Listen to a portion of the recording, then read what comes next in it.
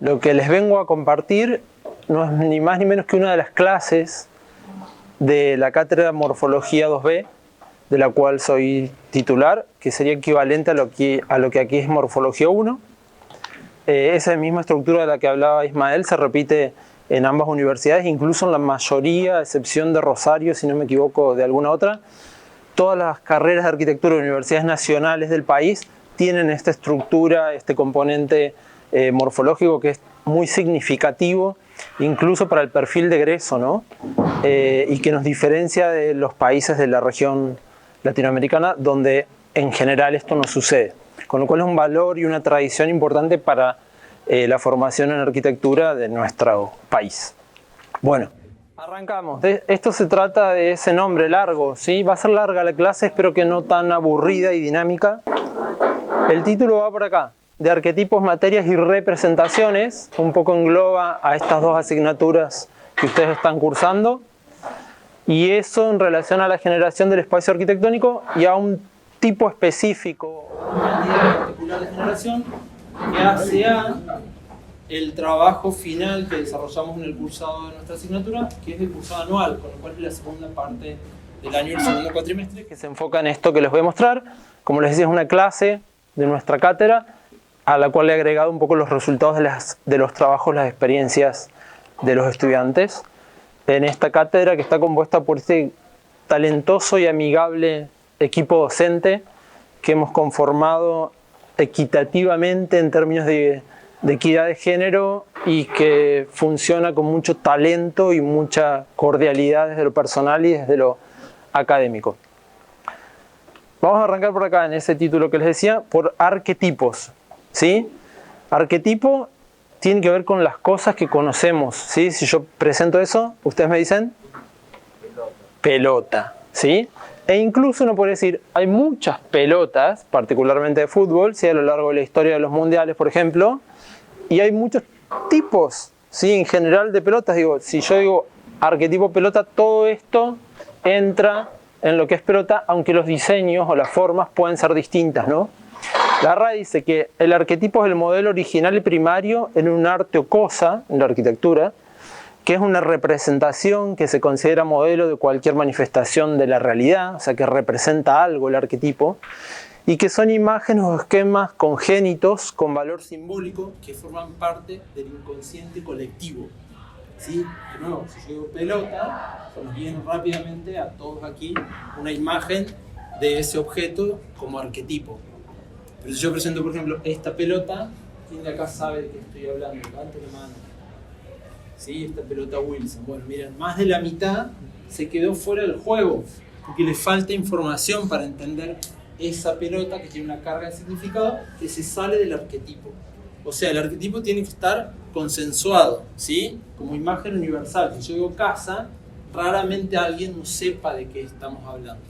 Con lo cual, tiene que ser algo reconocido como una manifestación cultural en distintos contextos, en distintas comunidades, ¿sí?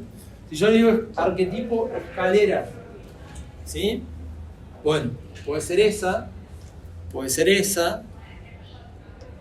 esa. Todos estos diseños responden al arquetipo, aunque sean muy distintos, de hecho, unos de otros por un montón de cuestiones. Podríamos mirar solo los aspectos morfológicos. Incluso eso también es una escalera y se sale de lo arquitectónico, ¿no? Responde al mismo arquetipo. Si yo digo columna, ¿cuál es la que se les viene a la cabeza? ¿La tienen ahí en mente? ¿Es esta? No.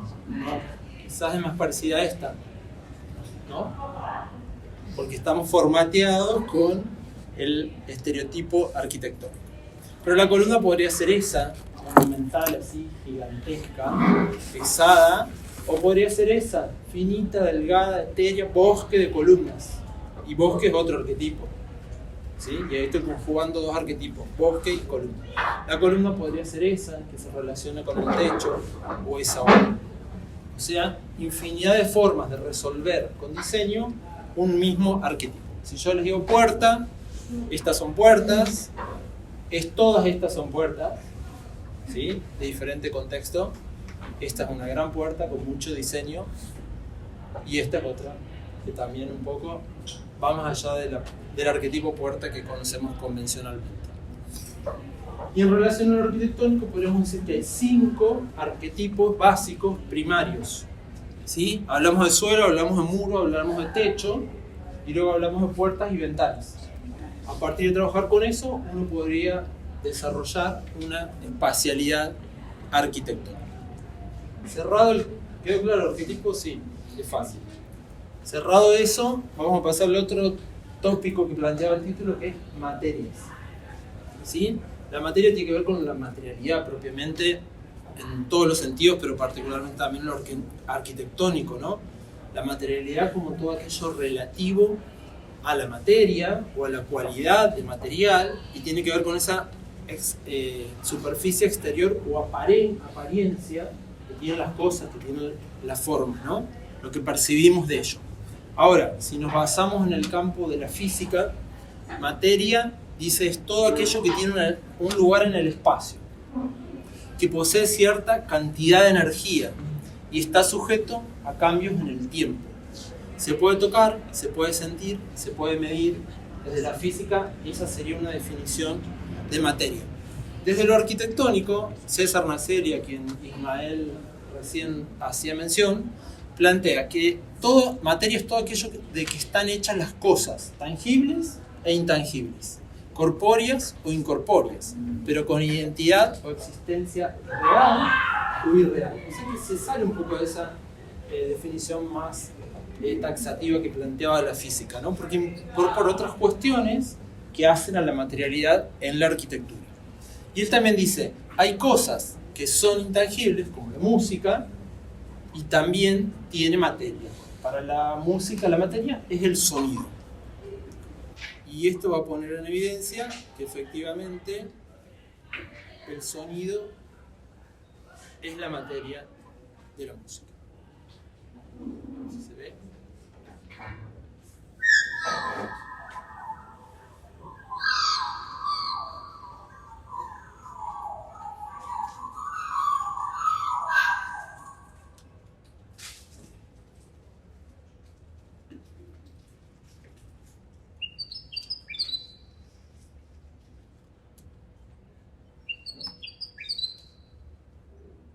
En definitiva son representaciones de esos sonidos, ¿sí? Que podemos a partir de esta tecnología hacer visible esa materia, ¿no? Que solo si no la percibiríamos con el sistema auditivo. Bueno, podríamos estar ahora haciendo eso si nos vamos a una mañana fría en el campo. En la realidad uno puede observar ese fenómeno y ver cómo adquiere forma la materia sonido. Por lo tanto, esto nos lleva a plantear como definición que materia es todo aquello susceptible de adquirir forma. Cualquier cosa que pueda adquirir forma podrá ser parte de esa arquitectura y podemos considerarlo como materia. Y termina Nasseri diciendo, el espacio toma forma, por lo tanto tiene alguna materia que lo construye, tangible e intangible, como se la está viendo en esa imagen. Entonces, adquiere forma porque tiene una materia, ¿sí? Arquetipo, vaso de vidrio, vaso metálico, vaso de plástico, vaso de papel. ¿Conocen esta piedra? Nadie acá es amante de los minerales. ¿Sí? ¿No? Alguien debe saber de esto. ¿Qué diferencia hay entre esa que está allá, número de puntero, y esta de este lado mío? ¿Es la misma? Es del mismo tipo, ¿eh?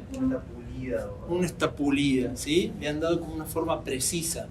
Y esta es como la forma más natural, ¿no? Así podemos encontrar este mineral en la naturaleza, ¿sí? Entonces aquí hay una distinción importante sobre lo que lo observa. Aquella tiene una forma aportada por alguna persona, ¿sí? En cambio esta es la forma natural. Por lo tanto la materia en general se encuentra de esta manera. Y cuando le agregamos la L, aquello adquiere connotación de material. Por lo tanto, forma cultural, artificial, ¿sí? Aquí hay materia, ¿verdad? ¿Qué materia reconocen? Madera, ¿sí? Madera. Sin embargo, cuando tiene L, pasa a ser eso. Formas artificiales. En este caso, para la construcción. ¿Qué materiales son estos? La materia es madera. ¿Y los materiales? ¿Qué leemos ahí? Vigas. ¿Qué son estos? Tablas, puntales, listones, vigas. ¿Materia? ¿La conocen? ¿Sí? Con eso se hace ese material que nos sirve para construir arquitectónicamente algo. Acá hay otra, esta es más difícil, pero tiene que ver con este proceso que da por resultado este material, o esos otros. Barras, chapas, hierros. Bueno, entonces acá está la gran cuestión, ¿no? Podría haber diferentes materias, ¿sí? Metales, plásticos, maderas. Bueno, el plástico es un proceso, ¿sí? Son polímeros que en realidad vienen de hidrocarburos que vienen de los dinosaurios. Cuanto más procesamiento hay, más contaminación para nuestro planeta. Cuanto menos procesos hay, por ahí las cosas son más amables con el planeta. De esas tres materias, por ejemplo, surge un solo material, ¿sí? Tenemos chapa metálica, chapa plástica, chapa de metal. Esta casa, como dice su nombre, ¿con qué está hecha? ¿Cuál es la materia? Madera. Madera. ¿Y el material? Pesados. ¿Sí? ¿Qué son? ¿Cómo los podríamos llamar a estas? A cada uno de estos elementos. ¿Son tablas?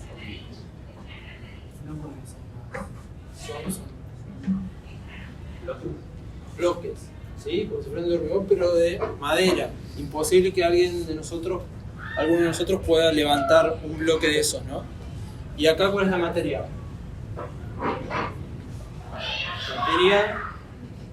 Metal. Metal. ¿Y el material? Chapa. Chapa metálica, en este caso titanio. Y ahora se nos complicó. ¿Cuál es la materia? ¿Arena? ¿Qué habrá ahí? ¿Conocen Luis Barra? ¿Hay agua? Creo. Debe haber, ¿no? Porque fíjate que el rayo baja, rebota y cambia la dirección. Agua, al menos. ¿Qué más hay además de agua? ¿De qué está construido eso?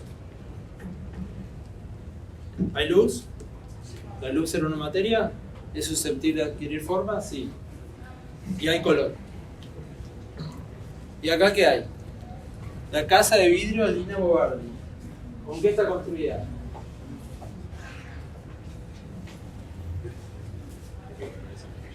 ¿Qué vemos ahí? ¿Cómo es ese envolvente? Vidrio. Vidrio. ¿Alguien ve el vidrio? Además del título, del nombre de la casa. ¿Hay algún atisbo de vidrio, algún reflejo más allá de la carpintería? ¿O hay algo más fuerte que el vidrio? ¿Qué les parece? ¿Qué es lo protagónico en esa imagen? Lo que se ve atrás. ¿Qué es lo que se ve atrás? El bosque, ¿sí? La vegetación. O sea, la casa es de vidrio, pero con esta intención, ¿no? De incorporar la vegetación en su interior. O sea que podríamos decir que la materia protagónica de la casa de vidrio en realidad no es el vidrio, sino esa vegetación donde la obra se sitúa. Sin embargo, en esta obra sí es el vidrio. ¿Sí? El vidrio en su máxima expresión, trabajado en su máxima densidad, trabajado en los filos, en los cantos, para dar esa sensación de reflejo, esa sensación de densidad del material en su máxima expresión. Y ahora, esta es más fácil. Ladrillo. ¿Sí? Y acá viene esa distinción, ladrillo, luz y color había ahí, ¿no? Y acá viene esta distinción de nuevo. ¿Sí? Forma natural, materia. Forma artificial, materia. Todo aquello construido por la humanidad. Dicho eso, nos vamos a meter en la experiencia que les voy a contar que se sustenta en eso. Es una experiencia proyectual dentro del marco de la cátedra que les decía y vamos a hacer énfasis en lo estereotómico. ¿Conocen de estereotomía y tectónica? ¿Alguito? ¿Nada? Bueno, dice la historia que hay dos maneras esenciales de construir, de diseñar, de generar formas desde que las personas habitan este planeta. Y eso básicamente tiene que ver con esto. Lo tectónico, ¿sí? Un nido construido por sumatoria de ramas, como lo hacen estas aves, y lo estereotómico, que en realidad se divide como en dos subcategorías. La estereotomía clásica, esos loros que excavan en la roca, en la barranca y hacen esos nidos cueva, o la estereotomía topológica en relación a la geometría. La clásica va más a lo euclidiano, y la otra a la topología, a transformar una materia, en ese caso el barro, y dar forma al nido del hornero. Acá hay un ejemplo de diseño industrial, mirá. Asientos, arquetipo, asiento. La forma, aquí está desarrollada la construcción desde la lógica tectónica, porque mira cuántas partes de estas tablitas y listones podríamos contar y se han sumado para componer eso. Sin embargo, acá, ¿qué pasó? ¿Cuántos elementos hay? Uno. ¿Qué hicieron para construir eso? Se horadó, se excavó, se quitó madera y se dio forma de esa manera. ¿Y en la última? ¿Qué pasó con la tabla esa de madera? ¿Sumaron elementos? ¿Qué le hicieron a esa placa? La doblaron, la curvaron, la torcieron a un elemento que era un plano y pasó a ocupar el espacio tridimensional. O sea que era una superficie bidimensional que ocupa el espacio tridimensional, o sea, una superficie espacial. Mirá lo que pasa acá en diseño tipográfico. Estos alfabetos tienen las fuentes construidas de esas tres maneras. Acá, cada una de las fuentes son ramitas, como lo hacía el loro, que sumaba para hacer el nido. Acá son cubitos de madera, los que se les quitó un pedazo para formar cada uno de esos caracteres. Y allá, con una sola hoja, se hicieron pliegues y se construyó esa forma. O sea, las tres maneras responden a esas categorías, de lo tectónico y lo estereotómico. En síntesis, operar tectónicamente implica sumar cosas, elementos, partes, materiales, lo que sea. Operar en estereotomía clásica o euclidiana implica restar a un sólido, una materia sólida, le quito partes, le quito cantidad y genero la forma. Lo que está diciendo el viento ahora ahí fuera. Y la estereotomía topológica trabaja con la igualdad. No suma ni resta nada. Transforma cosas manteniendo lo que estaba en términos de cantidad. Bueno, en esta experiencia que les voy a contar vamos a explorar la estereotomía euclidiana, la del medio, esa que excava, que extrae. Y para eso vamos a usar una materia que es... ¿Qué les parece por lo que transmite la imagen? ¿El sol, me dicen? No. ¿Qué le está pasando a la señorita? Sí. ¿Cuál sería la materia del viento? El aire. El aire. Se dice que en la arquitectura el aire... ¿Lo podemos ver? ¿Cómo percibimos el aire? ¿Cómo? Lo sentís porque pasa, ¿viste? Te roza. Pero es invisible. A simple vista no lo podemos percibir. Con lo cual, para operar con esta materia en términos de estereotomía, nos tenemos que valer de un arquetipo. ¿Qué arquetipo es ese? No es escalera, no es pelota.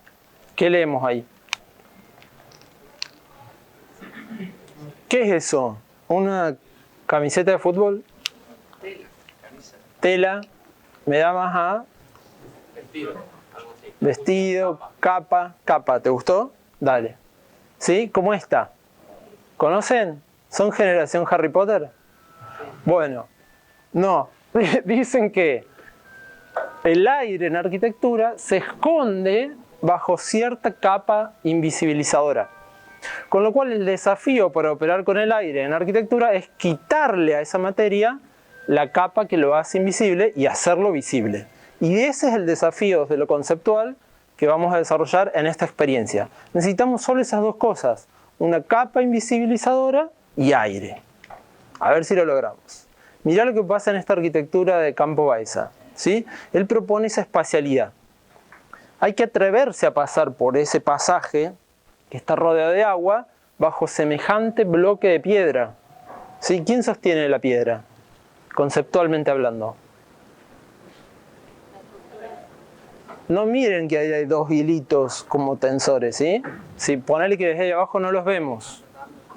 Está flotando, claro, está como levitando. El desafío es atravesar eso y animarse a pasar por debajo de semejante piedra, ¿no? En definitiva, ahí está el artilugio. Sí, hay 3 tensores que sostienen eso y que en realidad es un cielo raso falso, pero la sensación tiene que ver con el peso que tiene esa roca, ¿sí? Y esa tensión que se produce en la gravedad. Y estamos hablando en definitiva de lo que pasa en la arquitectura estereotómica, acá conceptualmente planteado desde el arte, ¿no? La obra de Eduardo Basualdo habla justamente de eso, de esa tensión de la gravedad entre las cosas pesadas y el aire, y esa tensión de habitar ese espacio. Y la arquitectura estereotómica propone de alguna manera eso. Si esta arquitectura pesada, rocosa, pétrea, que aborda justamente el trabajo con esa tensión de la gravedad. Bueno, si uno analizara, por ejemplo, esa obra que estamos viendo aquí, está en una sección de representación técnica, podría reconocer ahí cómo es el aire, al menos en 2 dimensiones, ¿no? Si uno reconoce la silueta que tiene el aire cuando le quito la capa invisibilizadora y se percibe de esa manera. Y adquiere esa forma, ¿sí? Esa es la silueta, la figura del aire de ese edificio de Campo Baeza, que incluso miren qué relación tiene con el arte, ¿no? En esta manera plástica de expresar esas relaciones de positivo, negativo, figura, fondo, lleno, vacío. Y que luego en la obra construida se experimenta y se expresa de esa manera, con todo lo pesado que implica ese envolvente en relación a esa forma, a esa figura del aire. El proceso de trabajo tiene que ver con esto, que les decía, cómo se construye ese nido excavando la roca, excavando la tierra para generar una cavidad en su interior. Y en definitiva lo que estamos haciendo acá es quitar materia sólida, abstractamente hablando, ¿no? Una materia pesada, tangible, pétrea o rocosa, para empezar a meter aire ahí. Por lo tanto, generar la forma de ese vacío interior. Y nuevamente acá lo que estamos viendo es la forma del vacío, eso que habitualmente no vemos, pero que uno podría empezar a diseñar por allí. Que en definitiva, cuando el proceso se invierta, eso va a ser el aire en el interior de esa espacialidad.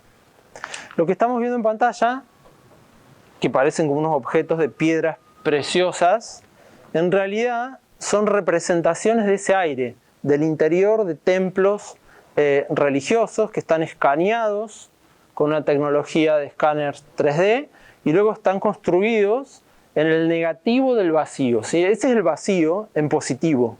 En realidad es el aire que está dentro de esas cúpulas en esos templos. Algo que ya Luigi Moretti planteaba hace tiempo cuando hacía estas otras construcciones en yeso para representar el interior de esa arquitectura. O sea, todo lo que está representado convencionalmente como vemos un plano de arquitectura, lo que no está dibujado es eso. ¿Sí? Es como si tuviéramos la capacidad de invertir la percepción y lo que está vacío, representarlo como lleno. Y este otro caso también es interesante de esta serie de casas de Adolf Loos, que justamente lo que hace es representar no la forma exterior de las viviendas, sino la forma del interior de esos vacíos. ¿Conocen esta obra?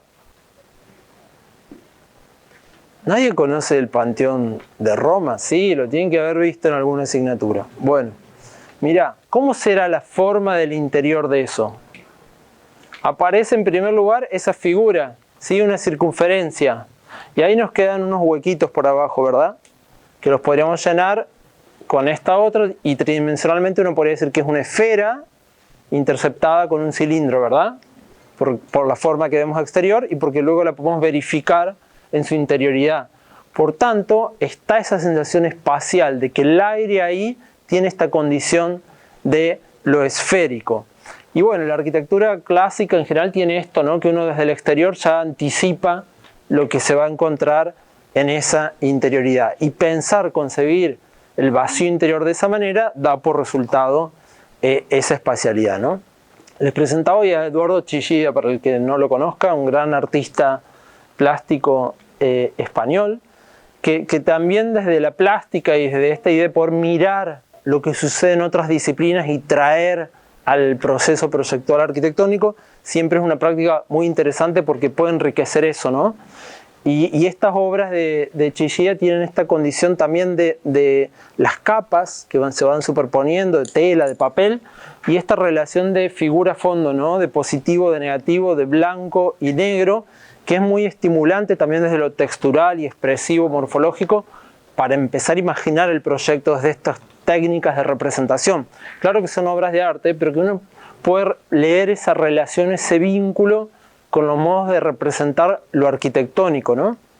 Entonces uno ahí puede leer plantas, puede leer cortes, secciones y diferentes espacialidades, y que también se ven en su obra desde lo tridimensional, cuando él agarra el bloque de piedra, lo esculpe, lo talla, horada en su interior y genera estas formas que también se relacionan mucho con la espacialidad arquitectónica. De hecho, él dice en uno de sus textos, dice, hay que concebir el espacio en términos de volumen plástico. El plástico aquí no es el material, sino que es la plástica artística, ¿no? Desde lo estético. De ahí recibe su estructura la forma. Esta deriva espontáneamente de las necesidades de ese espacio, que construye su morada como el animal que elige su caparazón, donde me voy a meter. Al igual que este animal, yo soy también el arquitecto del vacío, dice Chillida. Y en relación a eso, esta es su obra como más arquitectónica, donde él imagina un espacio escultórico en el interior de una montaña natural, que es la montaña de Tindaya. Entonces, en esa gigante montaña, él planifica este espacio, que es un cubo de 50 metros de lado, al cual van a ingresar 2 troneras por donde va a entrar la luz y un acceso peatonal. Y la forma del vacío es esa, la que se está viendo en pantalla, esos prismas interceptados, que tienen mucho que ver con esto. ¿Conocen esto? De mineralogía dijimos no sabíamos nada. Esto es pirita, ¿sí? ¿Esa forma es natural o artificial? ¿Qué les parece? ¿Es materia o material? Está difícil acá, nos está desafiando. Es materia, ¿sí? La pirita aparece en la naturaleza así.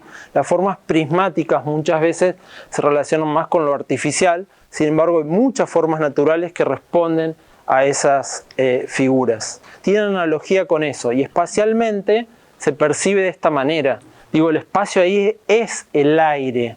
El aire que se excavó en la roca y que se infiltró para generar esa espacialidad, donde obviamente que la materia luz es protagonista. Imagínense esto en el tiempo, ¿no? No es lo mismo ahora que dentro de 1 hora, que dentro de 5 horas, o al amanecer o al atardecer, porque va a ser dinámico y esos prismas de luz dentro del prisma de aire se van a comportar de diferente manera. Bueno, este es como el marco conceptual de cómo operamos, ¿no? Y lo hacemos con una escala determinada porque son ejercicios de segundo año. Esta es como la escala que nos interesa, en este caso también desde el arte, la ejemplificación de Gonzalo Fonseca, un gran artista uruguayo, que lo que plantea es esta condición de lo doméstico, ¿no? Pero también nos interesa la condición de lo objetual de la representación, incluso mucho más que lo gráfico. Entonces la escala del trabajo va a andar por ahí, por esa condición doméstica. Y en esto del objetual nos interesa materializar esas formas, también como lo hace este otro artista. Y la escala en referencia con la cual ilustramos a los estudiantes más o menos hacia dónde vamos, sin llegar a decir el proyecto es 1 en 50 o 1 en 100, el desarrollo de la representación, va por acá, similar a este sauna, que tiene que ver con esta proximidad corporal de la espacialidad que propone esa construcción, y donde suceden todas estas cosas y esas relaciones de lo geométrico, dimensional, material y la percepción y la escala de ese espacio. Y con lo cual nosotros decimos que por ahí para un ejercicio de esta asignatura de segundo año no hace falta un megaproyecto para hacer conjugar todas estas variables que son variables morfológicas que hacen a la espacialidad arquitectónica, ¿no? Lo geométrico, lo matérico y lo perceptivo. Entonces, simplemente con un proyecto de ese tamaño, uno ya puede dar cuenta de que entiende de qué se trata, de que entiende que hay cierta geometría que se relaciona con cierta materialidad, con un criterio de cromático, con una cuestión textural, con una luz, con una escala, una orientación y un contexto. Entonces la escala va por ahí. En general, nosotros trabajamos más con lo horizontal porque es más propio de lo estereotómico. ¿sí? La tectónica tiene que ver con arquitecturas que se van más hacia el cielo, más etéreas, más livianas, y la estereotomía pesada está más agarrada al suelo y en continuidad con ese suelo. Y también hay un contexto con el que trabajamos en el ejercicio este proyectual que no llega a ser un proyecto pormenorizado desarrollado, porque no es una cátedra de proyecto, pero sí ahondamos en la proyectación desde una primera instancia de ideación para prefigurar y para poner en práctica todos estos contenidos de los cuales yo les vengo contando. Y lo que hacemos acá, en lugar de dar un sitio, es ir a buscar el sitio más adecuado para esa propuesta espacial, un poco emulando lo que propone Le Corbusier cuando desarrolla esta pequeña casa, que es la casa que proyecta para sus padres. Él proyecta la casa y luego sale a viajar para encontrar cuál sería el sitio más apropiado. ¿Vamos bien hasta ahí? Ya falta poco. Entonces la cuestión es trabajar el espacio, la generación de ese espacio, con acento en el vacío, ¿sí? Vacío, según la RAE, es aquello falto de contenido físico o mental. En este caso, mental hace falta mucho lleno, poco vacío, porque vieron que estamos invirtiendo el juego. Proyectamos en negativo. Lo que vemos es lo que luego no se va a ver. El vacío lo invertimos y lo diseñamos, le damos forma a eso que no está. Y el cuarto adjetivo de la RAE dice que es hueco o falto de solidez correspondiente, o sea, el vacío arquitectónico. ¿Vieron Ratatouille? ¿Sí? ¿Conocen a este señor malo? Sí, el crítico. Bueno, en realidad él con objetividad hace su trabajo, lo que le toca es el villano de la película, que habita en este espacio. ¿Se animan a hacer un esquema del vacío de la planta de donde el señor trabaja en su casa? ¿Se lo imaginan? ¿Tienen ahí algo para dibujar? ¿Cómo será habitar ese lugar? ¿Cuál será el esquema, la figura de la planta? ¿La tienen? ¿La viste la película? ¿Sí? Bueno, mira. El señor habita ahí, ¿sí? Con lo cual esto da cuenta de los significados en la arquitectura. Incluso aquí como el vacío puede significar esa espacialidad, la puede connotar en relación a ese habitante en particular. Bueno, estas cuestiones están tratadas a lo largo de la historia de la arquitectura. Acá traemos a Bruno Sevi, en el campo del arte un poco lo mismo desde Malevich, en la música, en el caso de John Cage, cuando plantea justamente que el vacío entre nota y nota es casi que lo más importante de esa melodía y reivindica el valor del vacío. En el campo del diseño gráfico, estas obras de diseño gráfico justamente tienen en presencia el vacío como lo protagónico, ¿sí? Esta relación de figura y fondo. En Mi villano favorito pasa lo mismo. Mirá el cartel de la película, el villano no está, pero en realidad está, porque está el vacío del villano y te remite a este personaje que si yo lo tapo forma parte del cartel por el diseño del vacío. O en el campo del diseño industrial aparecen estos objetos que reivindican un estilo Luis XV o yo qué sé, que lo traen a un mueble contemporáneo donde el mueble antiguo está en el vacío. Y un poco en estos vasos pasa lo mismo, ¿no? Como el vaso tiene sentido de diseño cuando tiene contenido el vacío. Si sacamos la leche ahí, desaparece el vaso con esa connotación. Bueno, bastante explícitos algunos, pero vale como ejemplificación de lo que estamos planteando. Y bueno, y en la teoría de la Gestalt justamente esas cosas ya seguramente las han visto. Dondis plantea lo mismo en la sintaxis de la imagen, otro libro recomendable para estudiante inicial. O desde el campo del arte, estos juegos de positivo y negativo, fíjense cómo esto entra dentro de eso, y este artista lo manifiesta de esa manera con estas construcciones. Y también en el campo de la arquitectura, estos son dos proyectos arquitectónicos donde justamente se pone en situación la forma del vacío, o sea, el aire que está contenido en el interior del diseño de esa casa, y cómo es pensado para que el resultado espacial sea ese. Por lo tanto, el ejercicio va por iniciar el proceso proyectual o de ideación arquitectónica desde el cuerpo del vacío. O sea, cómo va a ser la forma del aire que esté contenido dentro de alguna caja, que puede ser mucho más interesante que la simple caja, y que en realidad lo vamos a hacer presente cuando le quitemos la capa invisible y solidifiquemos el aire, porque lo estamos diseñando y proyectando como forma positiva. Para esto hay un gran trabajo y un gran compromiso de labor, de tallar, de esculpir, de horadar, de colar materiales como yeso, como hormigón, pero el ejercicio inicia por ahí, ¿no? Desde lo bidimensional, de imaginar secciones de cómo podría ser esa forma al vacío que progresivamente se va a ir haciendo tridimensional. Algunas de las experiencias, porque hay muchas maneras de iniciar, de empezar el juego. Por ejemplo, esta la hicimos en 2020, en plena cuarentena, cuando estamos todos aislados cada uno en su casa y seguíamos dando clases de manera virtual en una asignatura que es eminentemente presencial y práctica de trabajo en taller, ¿no?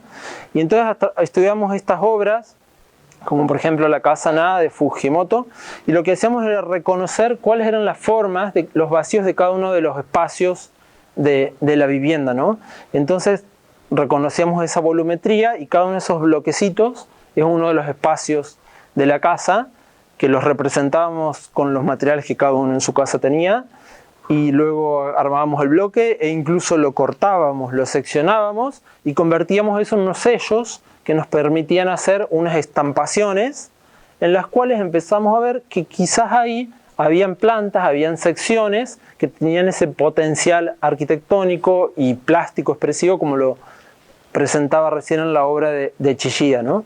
Y si invertíamos la imagen, ahí sí leíamos el aire y esa posibilidad de espacio interior habitable que ya estaba sugiriendo con este accionar medio intuitivo y aleatorio cierta espacialidad.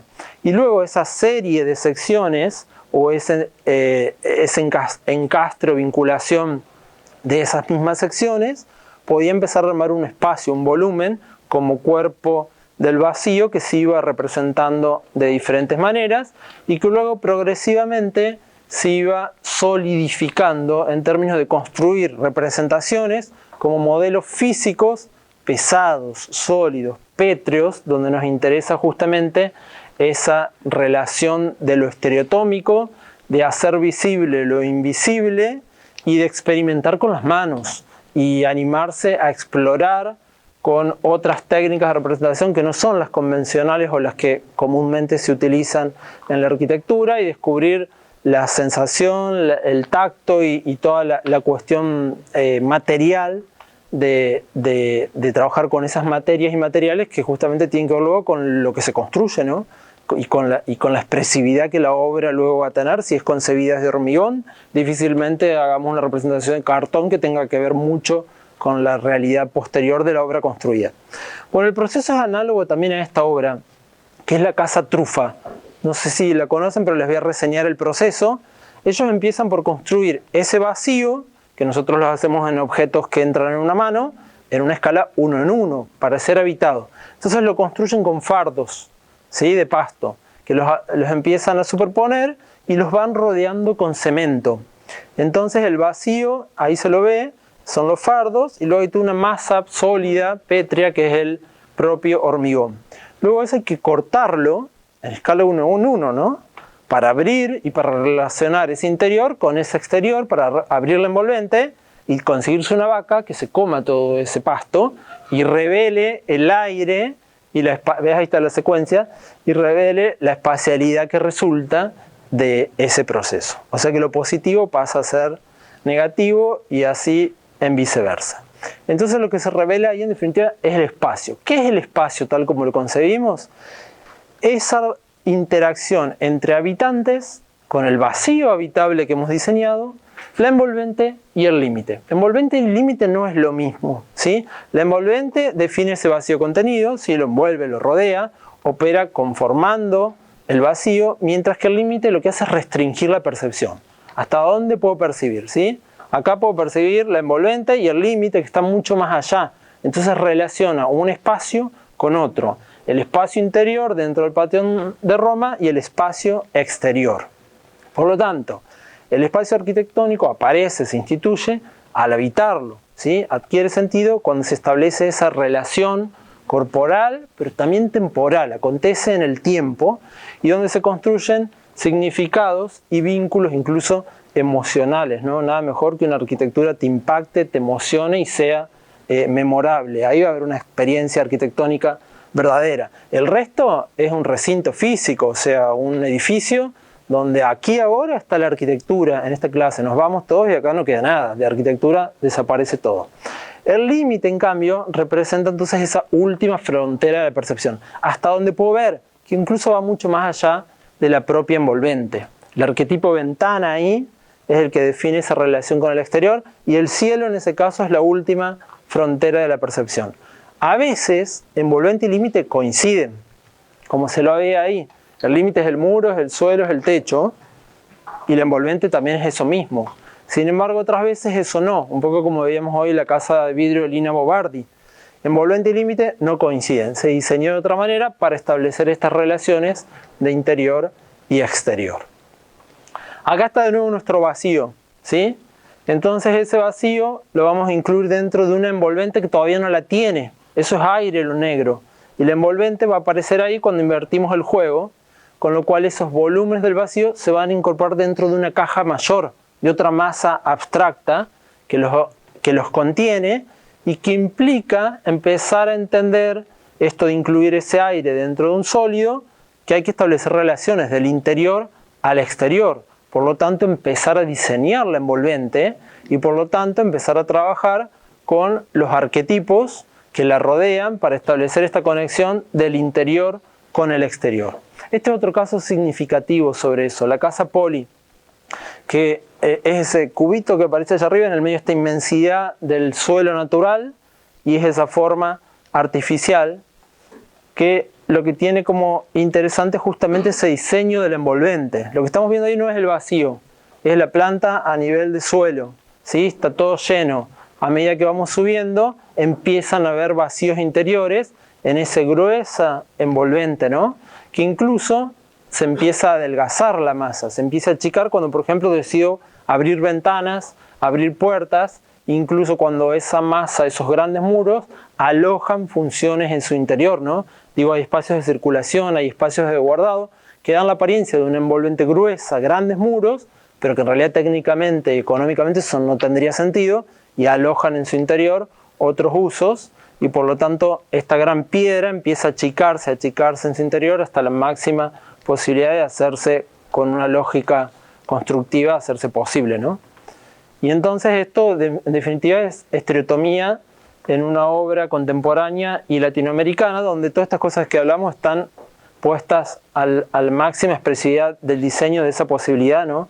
Y como la envolvente incluso es habitable, yo me puedo meter dentro de, puedo habitar las puertas, puedo habitar las ventanas, puedo habitar los suelos, los techos y los muros.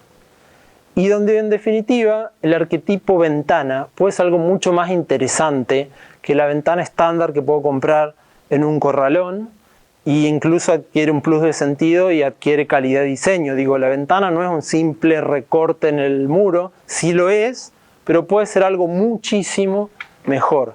Incluso la relación de interacción entre arquetipos, ¿no? O dónde se coloca la ventana en relación a ese espacio, cómo una ventana vincula un muro con un techo y resuelve la espacialidad y el sentido de otra manera. Con lo cual a nuestro vacío original hay que empezar a articularlo con el exterior para que sea espacialidad arquitectónica. Y ahí viene todo ese proceso progresivo de diseño del envolvente que es consecuente a haber diseñado primero el aire como vacío y establecer esas relaciones de muro, de suelo, de techo, de puertas y ventanas que progresivamente van diseñando la envolvente y esa relación del interior con el exterior.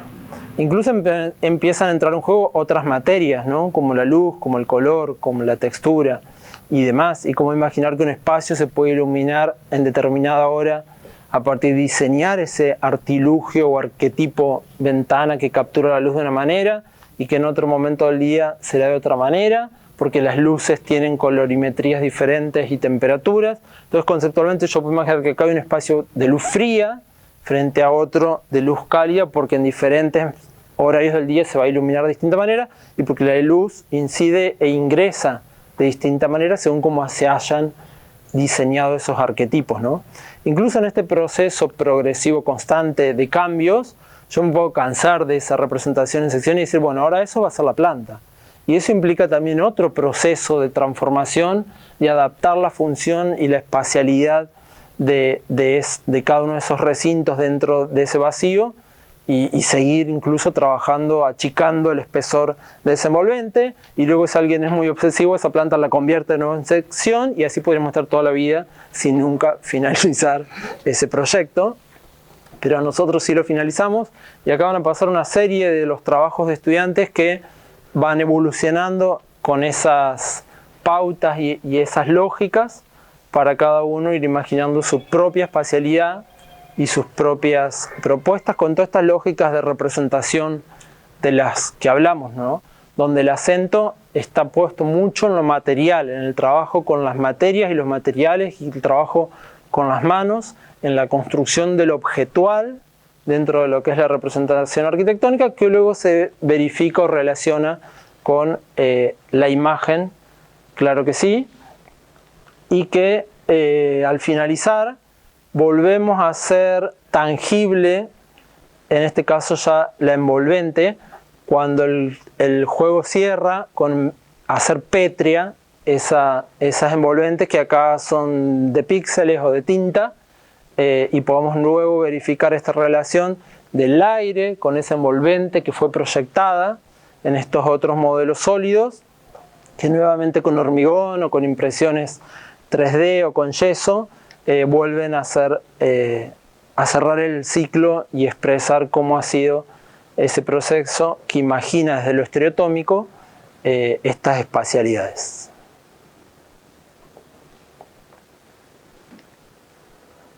Y todo proceso termina con una muestra y entrega, como seguramente aquí sucede, que da cuenta de esa experiencia.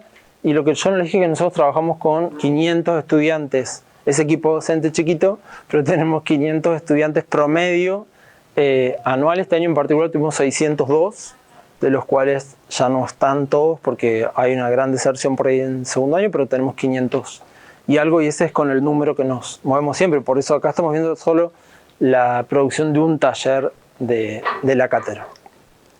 Bueno, para cerrar, traigo aquí el principito que dice: he aquí mi secreto, también el secreto de esta experiencia, ¿no?